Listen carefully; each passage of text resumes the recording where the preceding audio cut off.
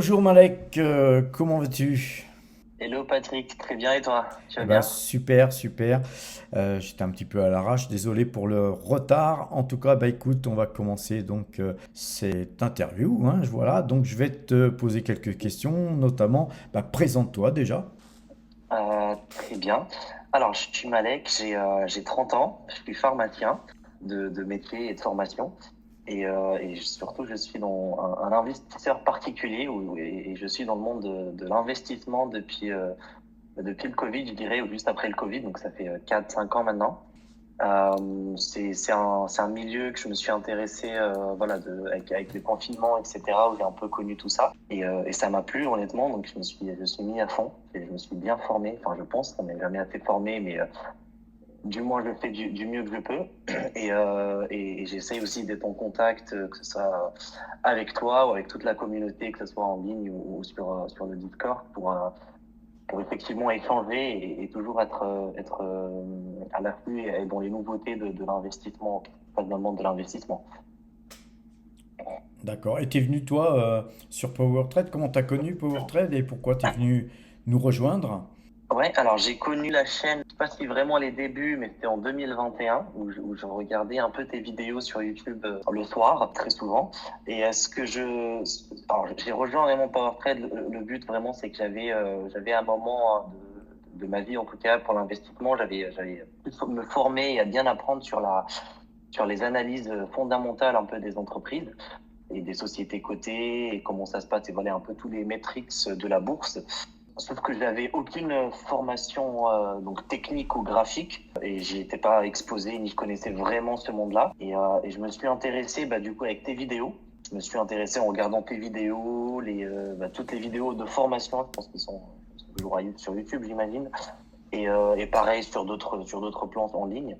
Et c'est de là où j'ai décidé vraiment de rejoindre PowerTrade parce que je pense que c'est en fait l'analyse fondamentale et graphique, c'est un très beau couple qui marche, hein. Et franchement, je peux le dire en tant qu'exemple et des preuves réelles que j'ai pu vivre, c'est que l'analyse graphique peut quand même aider sur plein de plans, surtout lors des positionnements d'entrée sur des actions sur lesquelles on s'est basé, on a dit que fondamentalement elles nous intéressent ou sur lesquelles on est convaincu.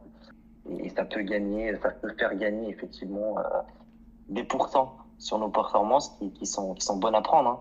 Ouais, ouais, bah en fait, bon, je suis bien content de t'entendre dire ça parce que c'est incroyable les querelles qu'il y a entre les gens qui pensent que voilà, c'est le fondamental, l'analyse graphique, c'est de la merde, et puis les gens qui font du graphique pensent que le fondamental, ça sert à rien.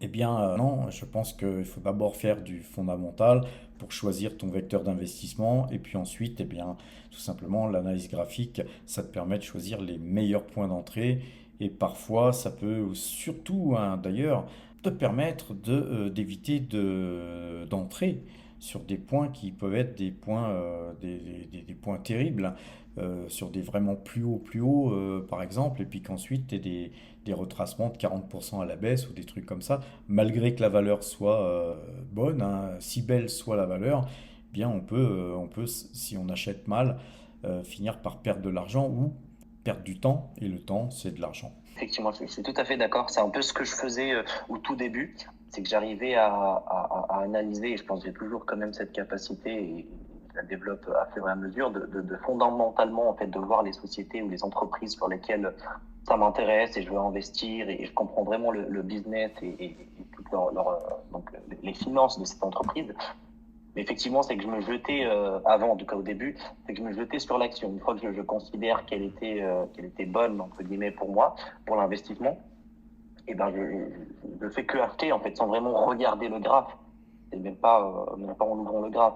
Et une fois que je me suis développé, et c'est grâce à toi, hein, Patrick, il faut quand même au moins que je te le dise, hein, vraiment, sur l'analyse graphique, j'ai commencé, en fait, ça aide beaucoup parce qu'on commence enfin, en tout cas de ma part, c'est qu'on commence au début d'avoir on arrive graphiquement à lire ou comprendre un peu les psychologies vendeurs et acheteuses du marché qui existent, hein, qu'on en veuille ou non.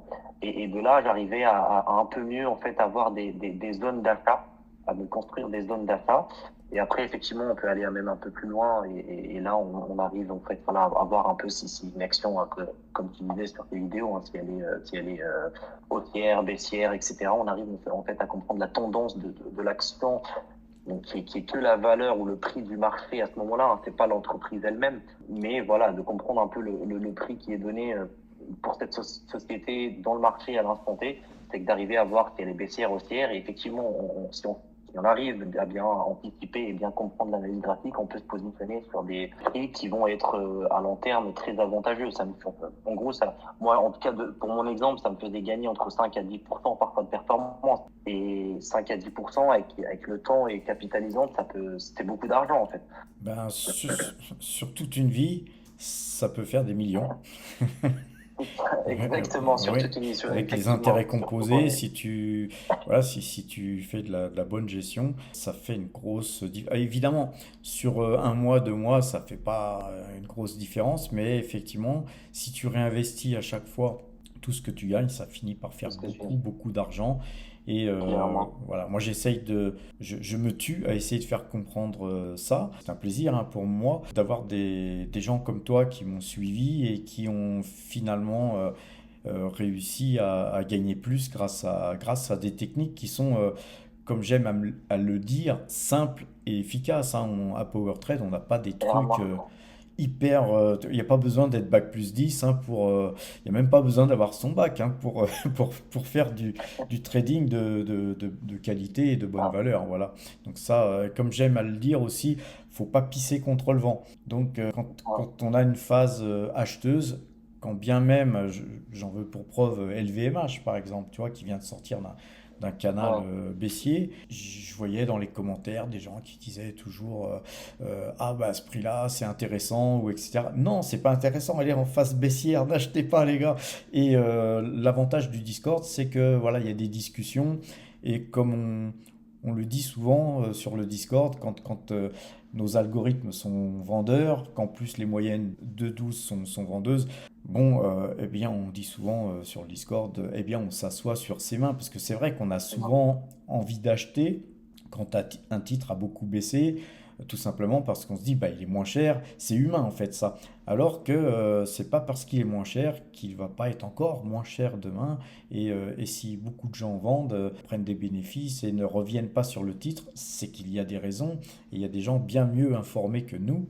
Et l'analyse graphique nous permet justement de bénéficier des informations des gens qui sont mieux informés, c'est sûr. Ouais, c'est clair, hein, c'est clair, c'est que effectivement, on trouve qu'il y a une certaine psychologie derrière le trading ou l'achat et les ventes de ces actions, ces titres sur le marché. Et c'est ça avec l'analyse graphique. Et d'ailleurs, tu disais LVMH, c'était un bon exemple, hein, je sais pas si tu te souviens. Pareil, c'est que j'avais c'était une action sur laquelle moi j'étais investi, j'avais vendu un plus ou moins, enfin pas vraiment au plus haut, mais voilà, plus ou moins j'avais fait des bons bénéfices sur cette action. Et quand elle avait bien baissé, c'était une grosse baisse, hein, elle était à moins 20%. Je parlais avec toi, je te disais, il ferait c'est peut-être un bon point d'achat. Et tu disais la même expression, hein, il faut s'asseoir sur ses mains. Effectivement, il les pioché à moins 27%, du coup, ils n'ont pas à moins 20 de ce qu'elle était. Et c'est récemment, enfin récemment, c'est au cours de cette année 2024 où effectivement on a vu la baisse, par exemple, pour LVMH, mais pareil, c'était la même chose. J'ai vu Nestlé à un moment, qui est toujours d'ailleurs sur une phase baissière, Bah, ou le tu, momentum américain, là, qu'on voit sur toute l'année, qui était quand même porteur et acheteur. Mais tu, effectivement, ça aide, ça vraiment, ça aide et enfin, en tout cas, ça booste la performance. on va essayer de faire souvent des vidéos avec des power traders premium qui sont vraiment impliqués dans ce qu'on fait, la manière de travailler. Et en fait, par exemple, sur Tesla, plusieurs fois, c'est ça, c'est un titre Tesla où quand tu fais du trading sur Tesla, tu peux faire entre 60 et 100%, même 120% parfois. Déjà, quand tu arrives à prendre 60 ou 100%, c'est pas mal. Là, par exemple, sur Tesla, j'ai repris une position, ça fait je ne sais pas combien de trades qu'on fait sur Tesla, très positif. Et là, on commence à voir la moyenne 2 jours, 12 jours qui pourrait croiser lundi ou mardi si ça rebondit pas. Et il y a un trend de canal haussier qui risque d'être cassé aussi. Et donc, il faut savoir prendre des bénéfices. Je vois trop souvent dans les commentaires des power traders qui sont pas premium, des gens qui hold à vie, quoi. Ils achètent et ils achètent des actions et puis collectionnent un petit peu comme comme des papillons. Et puis ils ont leur petite collection de timbres, si tu veux, c'est moins cruel. Et ils collectionnent, et ils vendent jamais. Mais souvent, eh bien, il suffit qu'il y ait des cracks, des choses comme ça, et ils se retrouvent au même point que ce qu'ils ont acheté. Et en fait, ils n'ont rien gagné. Et parfois même, j'ai vu des gens, même moi, ça m'est même arrivé hein, quand j'étais novice, d'avoir des gains considérables et de sortir perdant. Ça, Ah, aujourd'hui, pour moi, c'est on se fait inadmissible. tous. Inadmissible. Et on fait toujours des erreurs, hein. Moi-même, je fais des erreurs. Je sais pas que je joue les professeurs, mais j'essaye de vous inculquer les choses. Et moi-même, il m'arrive de faire des erreurs. Pourquoi? Parce qu'on est des êtres humains. La chose importante que j'essaye aussi d'inculquer sur PowerTrade, c'est la gestion de ces erreurs. On fera forcément des erreurs quand on travaille. Il n'y a que celui qui fait rien qui ne se trompe pas. Quand on fait une erreur, c'est comment la gérer. Savoir gérer une erreur, savoir couper une position si besoin est, et savoir aussi eh bien, ne pas continuer à acheter un titre qui a entamé un canal baissier en se disant je vais moyenner jusqu'à plus soif, jusqu'à se ruiner, hein, parce qu'il y a des titres qui finissent par aller très bas, quoi. Donc c'est un petit peu voilà l'essence de Power Trade. Ouais, je suis d'accord. Hein, c'est effectivement, comme Tesla, c'est le bon exemple maintenant, et je pense qu'il y en a plein. Il y en a vraiment plein, vraiment, vraiment plein. Et peut-être avoir tes vidéos sur plein d'autres actions, on pourrait avoir le même exemple que Tesla. Sur le fait de holder, effectivement, c'est très bien de prendre ses bénéfices, et surtout quand on a du swing trade. Alors j'avoue que moi, sur quelques actions, et là je dis que je hold peut-être un peu sur une période un peu plus longue. Il y en a des actions que j'ai en portefeuille depuis, je pense maintenant à Amazon ou Visa d'ailleurs, que j'avais acheté en 2022. C'était en novembre 2022. Il y avait un crack, mais c'était voilà, le marché très baissier que j'avais acheté. J'ai toujours pas vendu. Et c'est une de mes plus longues positions que j'ai jamais. Ça fait combien? Ça veut dire 2 ans et demi. C'est quoi? Ça fait bientôt 30 mois quoi que j'ai ces actions. Et je pense que, alors, ils ont fait un plein de phases de hausse et de baisse. Sauf que là, je pense que j'ai un long terme, en fait, en moi qui me dit que des convictions forcément personnelles et des études aussi sur l'entreprise en elle-même, c'est que je sais qu'elle va, malgré les phases de haussière et baissière qu'elle peut traverser sur quelques semaines, voire des mois, je sais qu'au bout de 1 an, 2 ans ou 3 ans, mais ça, c'est vraiment l'horizon d'investissement que moi je vois aussi, je sais que je vais performer ou surperformer en tout cas le marché. C'est que là, je m'attends à du retour entre 15% voire à 20% plus par an. Et sur quelques actions, j'avoue que je fais un peu moins de swing trade que je considère moi de qualité ou qualitatif, ou que je vois d'ici 10 ans, 20 ans qu'ils existeront toujours, ils feront toujours partie de notre monde.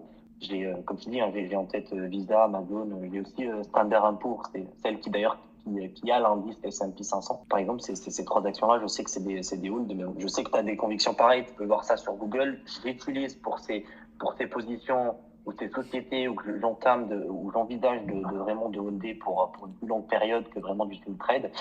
C'est effectivement, moi, là, j'utilise plutôt l'analyse graphique en tant que point d'entrée. C'est que si ma position n'est pas complète, ou que mon portefeuille grossit, parce que là, je travaille, j'essaie d'épargner, etc., pour mettre de côté, pour investir pour un peu plus tard, c'est que j'identifie ou j'essaye d'identifier au mieux, avec l'analyse graphique, des points d'entrée que moi, je considère idéales et bonnes, et qui vont me donner un bon retour ou un pourcentage en retour au bout d'1 an, 2 ans. Et là, effectivement, et là, je peux en parler, comme tu le dis d'ailleurs toi sur tes vidéos, c'est les zones de support ou les zones un peu plus ou moins hâteuses, ou sur lesquelles on avait des rebonds, ou quand tu as un joli double bottom sur une action, etc., où je suis déjà convaincu, voire en position, là, je renforce. Mais effectivement, à suivre une tendance baissière, pas du tout. Je peux l'attendre qu'elle finisse pour en acheter. Sinon, sur d'autres actions, effectivement, j'ai du swing trade, et c'est bien de prendre ses bénéfices. C'est très bien de prendre des bénéfices. C'est comme ça qu'on fait grandir, en fait, ou grossir son portefeuille, plus un peu le passif ou le capitalisant qui va sur les actions qu'on a en long terme, qui vont vraiment grandir, voilà, et la valeur de cette entreprise va grandir, et donc le prix du marché qui va aussi grandir ou s'accroître. C'est pas mal de prendre aussi du swing trade sur plein d'autres actions, mais comme tu dis, hein, la bourse, elle est pleine que d'actions, et on peut s'amuser, et ça serait dommage De s'en de priver. perdre, de s'en priver, c'est clair, c'est Mais clair. je te rejoins hein, moi-même, pour ceux qui me suivent depuis pas mal de temps, j'ai des titres que je hold, mais qui sont des titres qui m'ont fait gagner déjà beaucoup d'argent, à l'image de Total Energy, sur laquelle j'ai un PRU proche de zéro, qui est peut-être même négatif, parce qu'il y a un moment donné, on ne compte plus, quoi, hein. Ça m'empêche pas, par exemple, cette année, ça m'a pas empêché de prendre des bénéfices sur la moitié de ma pause de Total Energy. Et ensuite d'essayer de gérer pour revenir à meilleur prix. Alors je suis revenu à 1 euro en dessous. Et puis ensuite j'ai malheureusement, bon, j'ai eu une vie compliquée aussi ces derniers temps. J'ai malheureusement chopé la possibilité de reprendre une deuxième fois des bénéfices. Mais voilà, c'est un titre qui pour moi, voilà, je le laisse en fond de portefeuille. Il y a un gros dividende qui crache voilà, tous les trimestres, etc. Oui. Là, j'ai fait la même chose sur Google, je fais la même chose sur Tesla. Tesla, à force d'avoir pris des gras bénéfices sur Tesla, là, on a une ligne où Tesla, notre ligne, elle est quasiment gratuite. Mais cependant, je me dis que là, on a un signal de vente, je vais quand même le faire si signal de vente il y a, et je vais essayer de la rechoper plus bas. Et peut-être qu'à un moment donné, ben, mes Tesla, elles vont être comme tes Visa, elles vont rester là parce qu'elles sont gratuites, et qu'en plus, c'est une superbe valeur sur laquelle je crois, j'ai des convictions fortes, etc. Et que voilà, je vais pouvoir holder aussi, parce qu'on ne peut pas faire du swing trading à tout va sur le portefeuille, on doit avoir une bonne gestion. Et une bonne gestion, c'est quand même d'avoir, enfin pour moi, une partie du portefeuille qui crache du dividende, car dans les périodes comme celle qu'on est en train de vivre, là où par exemple mon portefeuille ne performe pas en ce moment, eh bien j'ai mes dividendes qui tombent, et ces dividendes, c'est du cash qui va pouvoir être investi à bon compte en fait. Et c'est voilà, c'est ma gestion, et ma gestion, j'essaye de la montrer pour que les gens s'en inspirent, mais c'est pareil, on doit être maître de ce qu'on fait et essayer de trouver la technique qui nous convient par rapport à notre propre psychologie, parce que ma psychologie à moi n'est peut-être pas forcément la même que la tienne, et puis que d'autres. Alors c'est pourquoi parfois on a des power traders premium qui me posent des questions, et j'essaye de... Voilà, des fois on passe 1 heure à discuter, tu vois, on s'était rencontré une fois, hein, quand je t'ai donné ton t-shirt, on a Ouais. discuté, j'essaye de cadrer les problèmes que tu pourrais avoir, les questions que tu peux avoir. Et un des premiers trucs qu'il faut faire avant même d'investir en bourse, c'est comprendre ta personnalité, ta propre psychologie, et ensuite adapter ta façon de travailler par rapport à ta psychologie. Tu vois, si tu es un mec qui est super actif, qui a besoin de bouger, d'acheter, de vendre, tu pourras pas faire du long terme. Tu vas pas travailler avec la moyenne 200 et la moyenne 100. Sinon, tu vas t'emmerder. Tu vas arrêter de faire ça parce que tu vas pas kiffer le truc, quoi. C'est Donc, il clair. faut d'abord et avant tout trouver, à savoir qui tu es, en fait, te connaître en profondeur, et après, ouais, trouver les techniques qui vont mieux t'aller. C'est pour ça qu'il y a un panel de techniques sur powertrade.fr où je donne toutes les techniques que j'utilise. Et moi, je suis un petit peu un caméléon, si tu veux. Je peux travailler sur le long terme, mais aussi sur le très très court terme, ce que je conseille pas parce que c'est plutôt casse-gueule, c'est risqué. Mais c'est ce que je préfère faire parce que je suis quelqu'un de très actif. Et donc, connaissant mes défauts, eh bien, j'ai adapté ma façon de travailler, et j'ai poussé la technique vers le swing trading, parce que en fait, c'est un mix entre les deux, et ça me permet de conserver des pauses longues sur du Total Energy, etc., ou sur d'autres valeurs que je pourrais pas faire si je faisais pas de swing trading en parallèle. Mais c'est ça en fait, c'est que j'aimerais bien aussi rebondir sur ce point. C'est qu'on voit, en tout cas, ce que moi je vois en ligne très souvent ou dans le monde d'investissement en général, ou même le monde, enfin, que ce soit sur les chaînes un peu francophones ou même anglo-saxonnes, c'est que tu as toujours ce défi ou c'est cette confrontation en fait entre deux choses que je vois très souvent. C'est entre le passif et l'actif. Donc, être en swing trading et ou bien en passif, ça veut dire que voilà, ETF ou des actions vraiment à long terme, où on regarde plus, on fait qu'injecter de l'argent et peut-être on s'en sert après 10 ans. Et pareil, la même chose qui revient sur les actions de croissance ou l'action à dividende.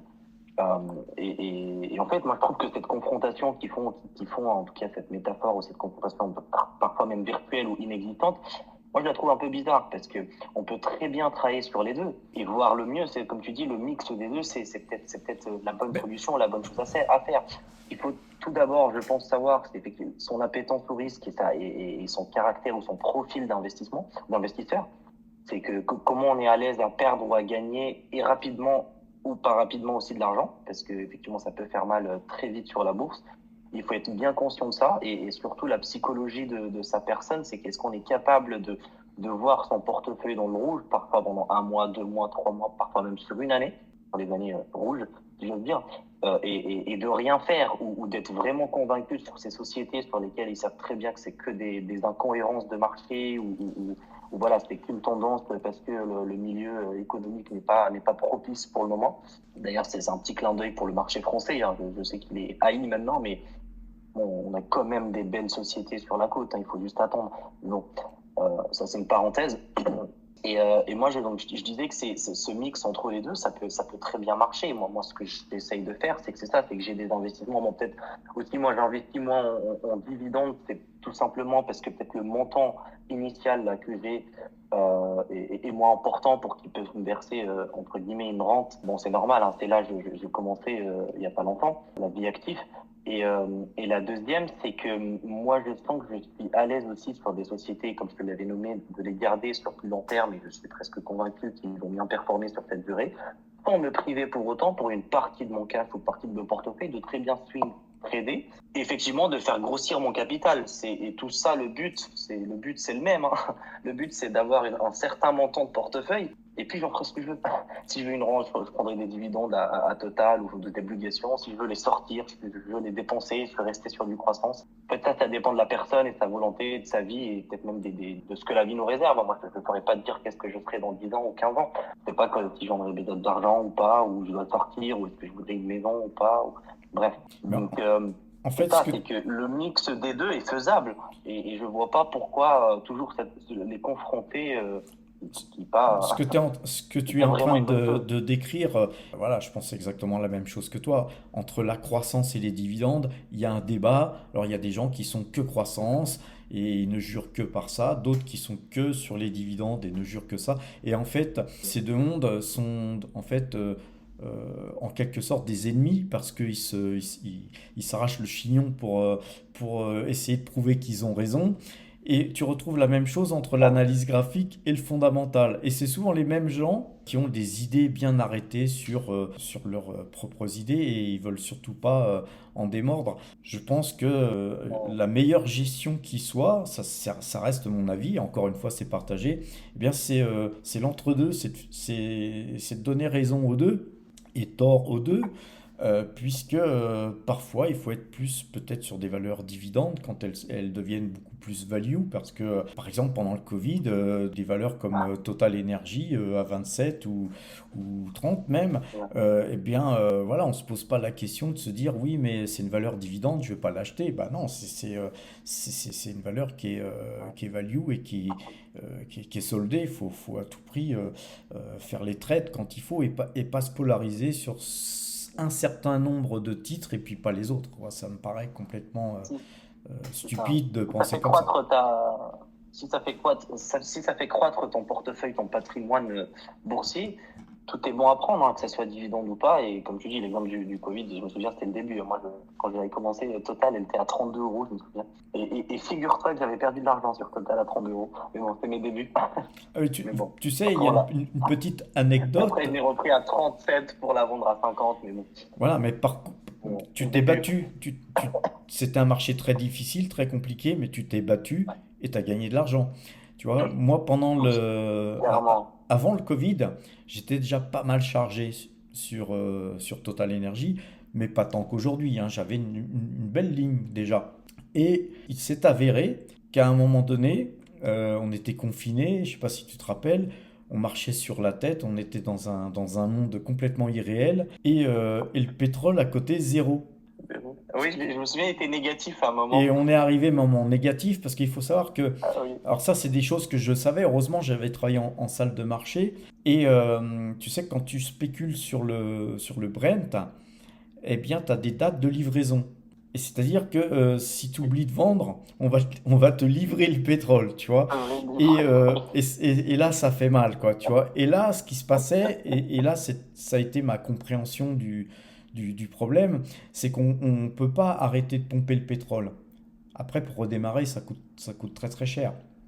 Et donc, on continuait à pomper le pétrole et on le stockait, on le stockait, on le stockait. C'était l'histoire des Shadocks, tu vois, ça pompait, ça pompait. Oui. Et on est arrivé à un moment donné où il n'y avait plus de capacité de stockage et personne pour Ça coûtait l'acheter. plus cher de Donc stocker. non seulement on est arrivé à zéro, mais il y a des mecs qui s'appelaient, qui disaient tu veux, je te file, bah, je te paye, mais viens chercher mon pétrole, tu vois. Et là, je suis arrivé dans un monde que je comprenais plus. Enfin, je comprenais pas où allaient les choses. Et j'ai coupé. C'est rare que je coupe mes positions, moi, à perte, hein. Et j'ai coupé à perte. J'ai perdu, pendant cette période-là, j'avais perdu en un mois, hein, ça avait duré à peu près un mois. J'ai perdu un peu plus de 200 000 € dans le mois, tu vois. Et, euh, Oui, et en coupant des positions parce que je comprenais pas où on allait. Tu vois, je voyais plus d'avenir. Je me disais, si on reste confiné comme ça, effectivement, de toute façon, c'est pas seulement le ouais, pétrole. pétrole négatif, ouais. C'est pas seulement le pétrole, c'est plus rien ne va se vendre, on va tous mourir, quoi. De toute façon, bon, à la limite, l'argent, ça sert plus à rien, quoi, tu vois. Mais en plus, je sais pas si tu te rappelles, mais tu regardais les infos, tu avais tout un tas de gens très Ouais, intelligents qui essayaient de nous expliquer comment mettre un masque et ouais. qui nous expliquaient Comment se laver les mains? se laver les mains et les C'est dangers de la marrant. vie. Puis tu avais un mec, j'ai oublié les noms, mais tu avais Olivier Véran, tu avais tout un tas de mecs qui. Et là, on s'est aperçu qu'il y avait aussi beaucoup de gens qui étaient payés une fortune à rien faire. Et en fait, ce Covid a révélé tous ces gens qui étaient directeurs de la recherche, directeurs de ceci, de cela, et qui, en plein Covid, t'expliquaient qu'ils ne savaient pas en fait. Ils ne savaient pas, mais qu'il fallait quand Ouais. même mettre des masques, se laver les mains, etc., etc. Et il y avait un autre mec qui, je sais plus comment il s'appelait, tous les soirs à 18 h ou un truc comme ça, eh bien, il listait le nombre de morts qu'il y avait. Donc, si tu veux, il y avait une ambiance Ouais. qui ne prêtait pas à investir, si tu veux, tu vois. Ouais. Et à un moment donné, l'analyse graphique, quand on a commencé à se déconfiner, quand les avions ont commencé à décoller, etc., eh bien, on a vu les moyennes de jours, 12 jours sur Total, sur le pétrole, etc., se réinverser. Et là, j'ai bourré, tu vois. Là, je suis comme toi, sur ta petite histoire Oui. de tout à l'heure. Je me suis battu et en un mois, un petit peu plus d'un mois, j'ai regagné mes 200 000 balles. Tu vois, c'est pour te dire que l'analyse graphique, eh bien, ça peut aider dans ces cas-là. Et surtout, encore une fois, un bon gestionnaire, c'est pas forcément quelqu'un qui gère bien quand tout va bien.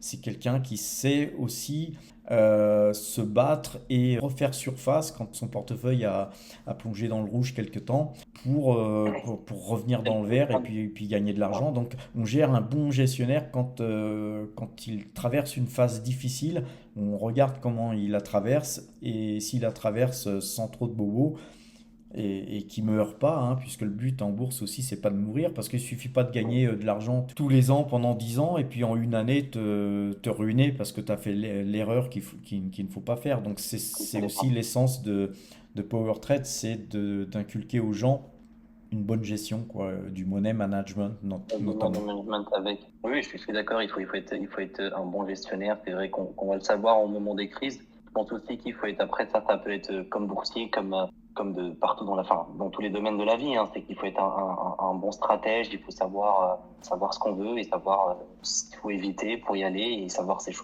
chemin. Et surtout aussi, c'est une chose aussi en tout cas sur laquelle moi j'ai dit et c'est vrai que j'aime bien la partager, surtout en France, parce il en manque un peu, c'est que faut pas baisser les bras. C'est qu'il faut vraiment, on peut tout faire en fait, hein. Il faut vraiment bien étudier sa chose, s'y mettre, investir le temps, l'argent. On peut arriver à tout faire en fait, y compris à investir ou réussir en bourse ou réussir des coups sur le sur le Brent. Ou il faut jamais baisser les bras en fait. Quitte à au moment difficile, on se fait tabasser, mais il faut toujours vraiment lever la tête et se relever et juste continuer en fait. Ouais, puis Et je voulais rebondir. tant qu'on a un but, c'est ça, hein, tant Ouais. qu'on a un but, il faut vraiment aller le chercher.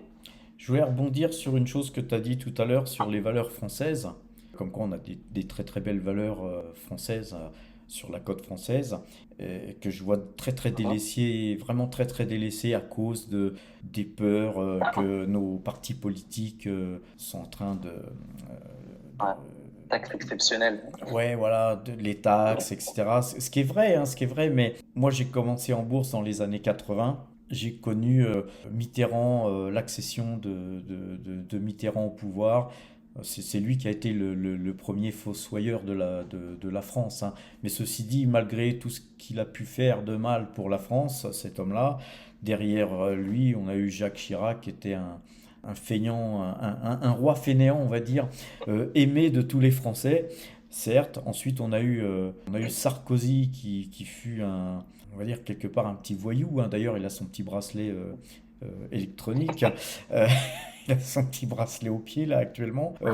Ça me fait pas forcément plaisir parce que mettre un président, le président de la France sous bracelet ou en prison, condamner un président, ça donne vraiment une très très mauvaise image de la Image. France. Alors ça fait plaisir à certains, certes, mais bon, franchement. Ensuite, on a eu Flamby qui, lui, a fait énormément de mal à la France, parce que là, avec tous ces hommes politiques, tous ces présidents qu'on a eus les uns derrière les autres, la France n'a fait que s'endetter. Le premier qui a endetté la France, c'était Mitterrand, hein, puisque avant Mitterrand, sous Giscard d'Estaing, la France avait les caisses pleines d'or en fait, hein. On a eu, c'était Sarkozy qui a vendu l'or de la France, parce qu'il restait quand même de l'or, et Sarkozy a vendu, je sais plus combien, 60 tonnes d'or aux États-Unis, enfin bref. Et puis derrière, là, on a Macron. Alors Macron, c'est le liquidateur, tu vois, lui, il vient, il, voilà. Alors voilà, moi je pense que quand on est au plus bas comme on est, tel que la France est, je pense qu'elle ne peut que rebondir. Et j'espère qu'on aura, et s'il faut même, quand bien même il faut avoir une dictature pour que la France se relève, moi je suis pour une dictature, parce que là on marche sur la tête, quoi. Il y a plus, on voit bien que la justice ne marche plus, les hôpitaux. C'est vrai que tu sais que moi j'ai eu beaucoup de problèmes, hein.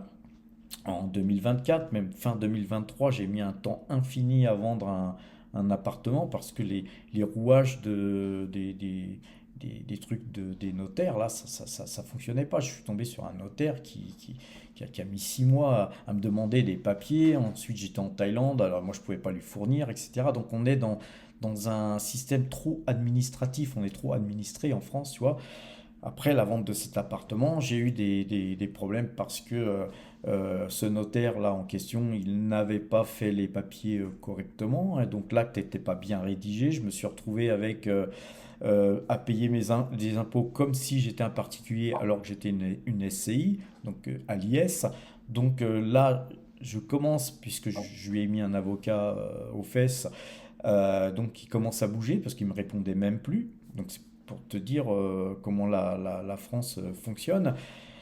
J'ai eu des problèmes de santé, j'ai eu des calculs rénaux où je me suis retrouvé aux urgences, et j'ai eu des problèmes assez importants de santé. Je me suis aussi défoncé le genou au sport, parce que je fais des arts martiaux. Donc j'ai eu une période assez compliquée. J'ai même eu le décès de ma mère cette année. Et puis dans le même temps, j'ai quand même pris 3 mois de vacances, tu vois. Et donc tout ça, ça a fait un petit peu beaucoup. Et donc ça a peut-être aussi pesé sur ma capacité à bien gérer mon portefeuille. Et c'est pour ça que c'est important de se connaître, parce que les problèmes qu'on voit là, tu vois, par exemple, là en ce moment, je suis dans plein de projets pour PowerTrade, et tous ces projets, eh ben, ça prend du temps, c'est chronophage, etc. Mais voilà, on construit. Et moi, ce que j'aime bien dans tout ça, c'est d'avancer, et puis de ne jamais s'arrêter, quoi. Effectivement, il faut en tout cas avoir cette mentalité-là. Et pour revenir sur le cas de du marché français ou la France, enfin, je considère vraiment qu'on a des belles valeurs sur la côte, indépendamment, hein, vraiment de toute la partie ou de l'instabilité politique qu'on vit. Il y a quand même des sociétés qui sont bien exposées. Et d'ailleurs, je pense que c'est une des raisons qui baisse maintenant, c'est que les belles entreprises françaises, c'est plutôt à l'export, et voilà, ils sont exposés plus au marché international, dont le luxe, par exemple, qui est exposé au marché chinois, et c'est plus la faiblesse ou le manque de croissance du marché chinois qui pèse sur, par exemple, Hermès, LVMH et L'Oréal, que vraiment l'instabilité politique française, même si c'est elle aussi, c'est un coup de poing de plus, quoi, si je veux dire.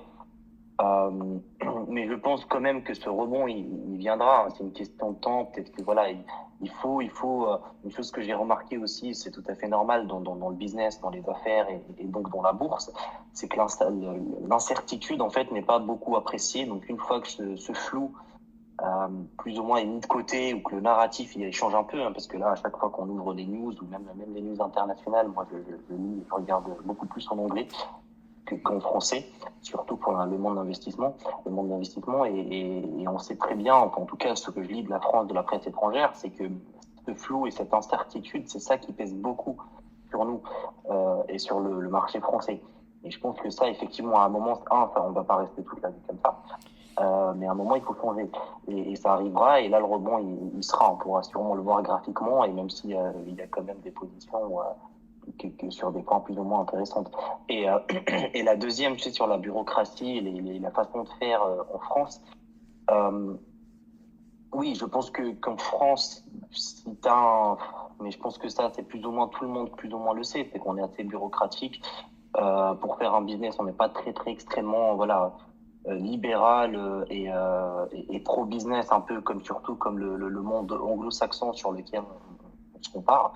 Et ça, je t'avoue que moi, je l'avais remarqué depuis que j'avais commencé à investir, et d'où la preuve, hein, la Mais plupart de mon argent est plus investi dans CTO ou en marché américain, environ à plus de 70%, voire 80% de mon argent est plus orienté aux États-Unis, et plutôt vraiment 20% qui est orienté PEA, donc européen et essentiellement français. Et voire même dans le PEA, j'ai des trackers américains. moi, C'est eux qui- comme j'ai beaucoup d'argent qui est sur PEA, j'ai plutôt opté sur des valeurs françaises, hein, pour la plupart de, de ce qui est acheté sur le PEA. Mais ce qu'il faut peut-être aussi imaginer, c'est que le marché américain est très haut. Il pourrait y avoir des retracements. Alors tous ceux qui sont à fond sur le marché américain pourraient avoir sur l'année 2025 ou je sais pas 26 même des retracements parce que des fois sur le S&P 500 ou sur le Nasdaq quand ça retrace c'est 40% de baisse, hein. Et on pourrait voir dans le même temps le marché français, je dis pas exploser de 40%, mais reprendre un petit peu de couleur puisqu'on a des, euh, des valeurs qui sont quand même à des prix qui, je pense, n'iront pas beaucoup plus bas, hein. Donc voilà. Donc je Oui, pense que je pense, ouais, pour ceux je qui pense ont... aussi, hein, que c'est Vas-y. la valeur européenne, enfin les valeurs françaises européennes sont sur des beaux prix, voire on était même à un moment, on était un peu plus des meilleurs prix. Bon, tout peut arriver en bourse, et il faut forcément savoir et anticiper voilà, ses entrées, mais je pense aussi qu'il y a des points quand même à considérer sur lesquels on est maintenant et on y était, et je pense qu'on sera autant le mois prochain ou les 2 mois qui suivent. Euh, le marché américain, alors je suis effectivement, moi je suis plus exposé au marché américain, et c'est le plus que je suis, je t'avoue, et sur lequel je fais le plus gros de mes recherches et sur lequel je lis le plus, et je dis que, en tout cas, j'ai l'opportunité et peut-être la chance que je maîtrise très bien l'anglais, et voilà, c'est que je suis vraiment de près les journaux et américains essentiellement, à quelque part anglais sur la bourse, et donc je vois un peu comment ça se passe chez eux. Le marché américain, il est très porteur. Je pense qu'il sera encore porteur, hein, pour jusqu'à 2029-2030. Il faut malheureusement, hein, c'est plutôt, parce que tu as lu le rapport Draghi sur l'Europe. Je pense que Draghi a raison dans ce Oui, mais qu'il je pense raconte que dans son rapport. le marché américain va être très Et, porteur, même certainement et ces 10 prochaines années et plus peut-être. Ce qu'il y a, c'est qu'il y a c'est- forcément des et retracements graphiques sur les prix des actions clairement, parce que forcément, à un moment donné, si ça continue comme ça devient des bulles. Et les bulles, c'est inquiétant parce que c'est peut être des cracks très cinglants, quoi. Voilà. non, non, clairement, hein, clairement sur le fait, enfin, deux choses différentes, c'est que le fait qu'il soit porteur, voilà, moi en tout cas, je dis les 5 ans, effectivement, peut-être aussi dans les 10 ans, mais on peut en reparler dans les 5 ans prochaines, 5 années prochaines, c'est que tu as un marché quand même porteur, donc je pense y investir, tu es capable de garder ton argent d'ici jusqu'à 5 ans, je pense, et chacun verra midi à sa porte, mais je pense qu'on va quand même être positif sur ce marché. Par contre, il y aura des retracements, c'est clair. Et d'ailleurs, je l'avais partagé sur le Discord de Portrait d'un moment, c'est que moi, je pense que maintenant, là, depuis l'élection comment ça s'appelle, Donald Trump, il y a une novembre était un très beau mois pour le marché. Décembre, a priori, là aussi. Il y a une surchauffe. Enfin, moi, je pense, à mon avis, il y a une surchauffe sur le marché américain. C'est que tu as beaucoup de cash-in, donc tu as beaucoup d'argent, de rentrée d'argent. Et tu as une partie de ce qui est, en anglais, d'ailleurs, ils appellent ça animal spirit. Animal spirit, c'est tout simplement, ça se traduit au fait émotionnel. C'est que le marché devient émotionnel. C'est que ce qui est tout à fait humain, c'est que quand c'est porteur, tout va bien. En fait, tout le monde pense que voilà, on peut que gagner dans la bourse, et donc on commence à acheter n'importe comment. Et donc, on fait qu'augmenter les prix, augmenter le prix, alors qu'on voit sur Ouais, les. ouais. Mais je Moi, dis, je suis quelques grands investisseurs, ils sont au contraire en train de retirer leur argent. ouais. Et je pense que ce retracement, il va arriver, hein, D'ailleurs, le quand tu marché vois des choses sur des. américain, nous, des signaux de vente, là, actuellement, sur le marché américain. Nos algorithmes sont passés à la vente sur le S&P 500, la moyenne de 12 est vendeuse, je crois. Enfin, bref, Oui, il est possible que le retracement, il ait commencé. Ce qu'il y a, c'est que, euh, quand je disais sur 10 ans, je parle aux gens qui ne jurent que par les trackers S&P 500, tu vois. C'est sûr que ils pourront avoir raison dans 10 ans. Le problème, c'est qu'ils ne vont pas bénéficier de l'analyse graphique à se dire, tiens, je pourrais peut-être acheter 20, 30, 40% moins cher si retracement il bien y a. sûr. Et on peut faire de la DCA, mais de la DCA intelligente avec justement l'aide de l'analyse graphique en Bien sûr. achetant que sur des points de retournement, quoi. C'est ça. Tu sais, cette année, Patrick, et bon, fièrement, hein, vraiment, je le dis, c'est une très belle année pour moi en bourse, et j'ai plein de bels objectifs que j'ai pu atteindre sur cette année. Et une des choses qui vraiment, que je pense, qui m'a fait beaucoup aider, à part le fait de fondamentalement comprendre le business et investir sur des sociétés où je suis prêt, hein, si demain ils se valent à 1 euro, je les achète toutes, hein. Je te disais une fois un exemple, je pense que c'était avec un power trader sur Discord, quand L'Oréal a le retracé. Moi je dis, ah, L'Oréal, un jour, si elle se vend à 1 euro, bah, j'achète tout. Je C'est serai le propriétaire unique, hein, de c'est- L'Oréal. Je avant, m'en fous. moi j'achète bien avant 1 euro. Donc ça me dérange pas que ça baisse, ou que voilà, je supporte ça. C'est un peu les convictions quand on comprend vraiment le corps du business, et qu'est-ce qui drive. Bon, par exemple sur cette année, je disais sur cette année et le marché américain, c'est qu'une des choses vraiment qui m'a aidé, c'est effectivement l'analyse graphique. Après le fondamental que j'avais fait sur les sociétés que j'ai sélectionnées, que je voulais absolument, sur lesquelles je me disais, si j'ai investir mon argent, ça va être sur ces sociétés-là.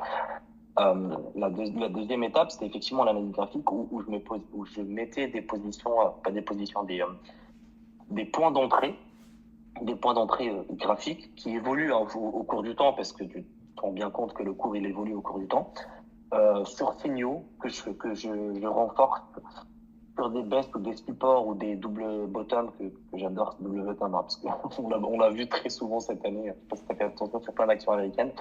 Euh, voilà, où tu as une zone de rebond, et qu'on a une remontée, surtout quand on baisse du plus haut, aller de 10 à 15%. Et en fait, tout ça m'a permis de créer des grosses positions sur le marché américain, où j'ai pu quand même sur l'année faire je fais plus en dividende, je crois que à 51 ou 52%.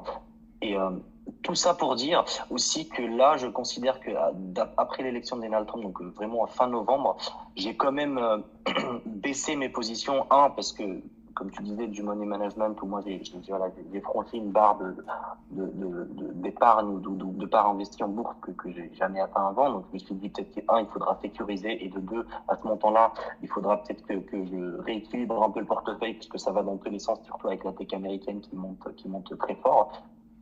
Et aussi que je pense qu'il y a une surchauffe de marché, et il y a un retracement à venir. Ça, je le pense. Est-ce que on peut pas le voir, on peut pas le savoir, sinon on évitera, comme tu dis, Ouais, toutes mais les baisses il des y aura, bulles.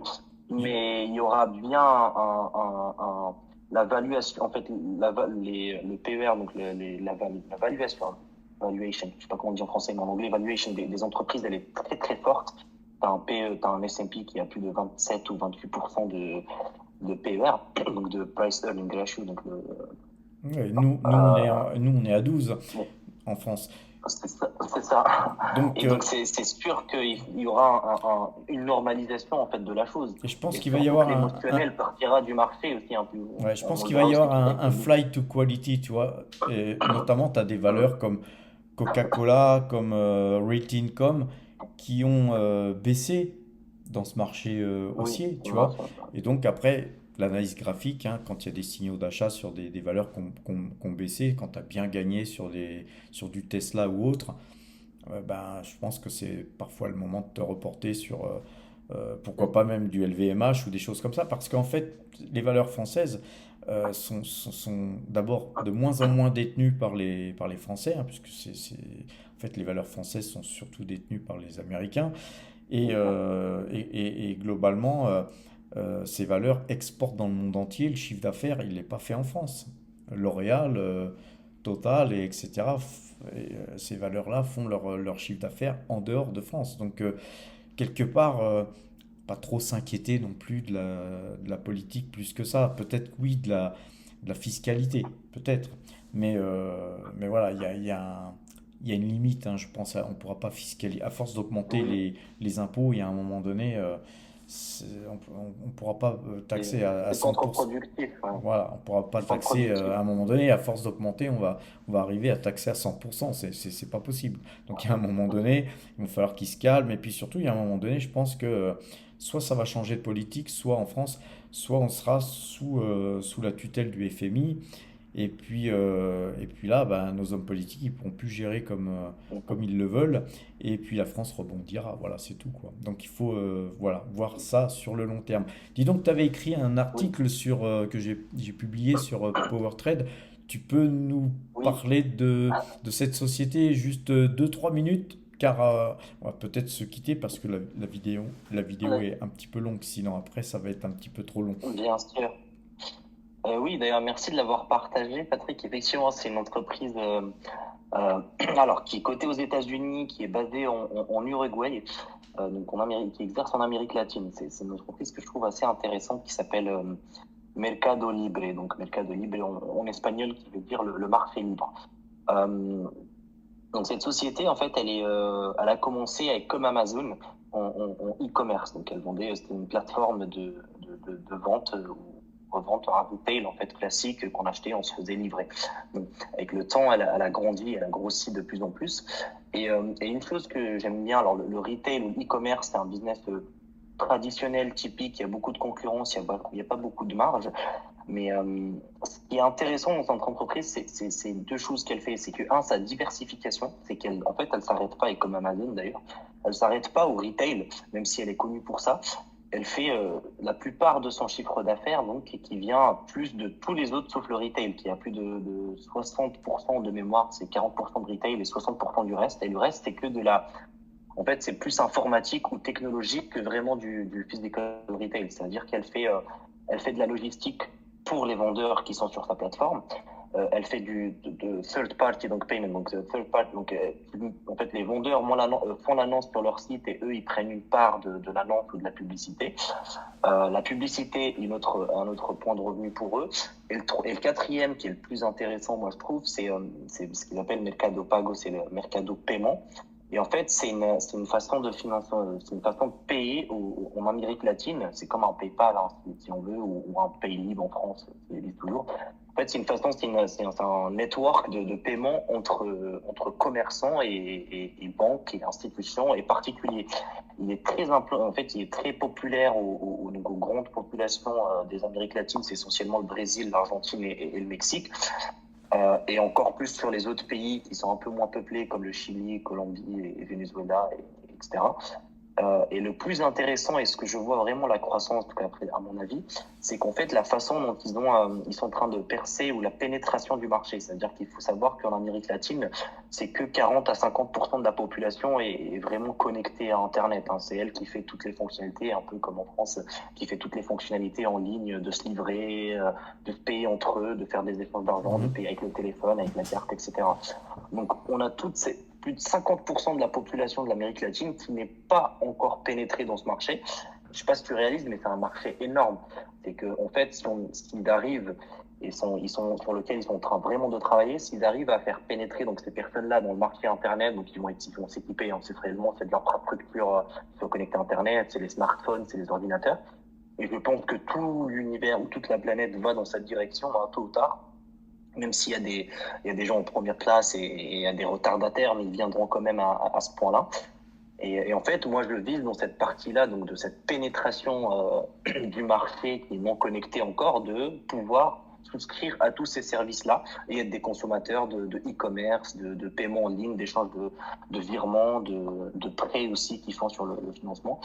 Et je pense que cette société a beaucoup un bel avenir, en tout cas à proche de moyen terme, un bel avenir devant elle. Et d'ailleurs, historiquement, elle a prouvé qu'elle peut. Elle a des croissances énormes. Elle a des croissances, si on regarde year over year, c'est-à-dire d'une année à l'autre, plus de 30%, 40%. Elle fait augmenter sa marge avec son business de Pago, ça, de financement. Donc, elle a plus les marges basses de retail parce que les parties du network finance comme un peu chez Visa et PayPal et compagnie, c'est qu'ils ont des marges énormes de plus de 40 à 50%. Et en fait, ça fait augmenter tout son bénéfice et donc la partie, donc le petit cash flow ou le cash flow qui est retenu par les investisseurs comme nous particuliers. Bah, écoute, C'est un peu ça. je mettrai ton article que j'épinglerai dans les commentaires en lien en description. J'encourage tous les power traders à aller lire ton article, mais pas que ton article, tous les articles qu'on écrit, car on écrit beaucoup d'articles qui sont disponibles sur powertrade.fr. C'est gratuit, les amis, profitez-en.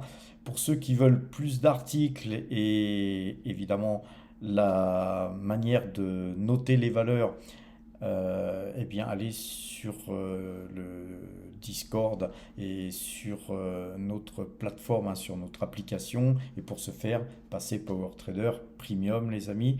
Sur ces bonnes paroles, écoute, je te remercie, Malek, d'avoir un petit peu passé de temps avec moi et puis Merci à toi, Patrick. ouais, d'avoir partagé ton expérience. C'est super sympa.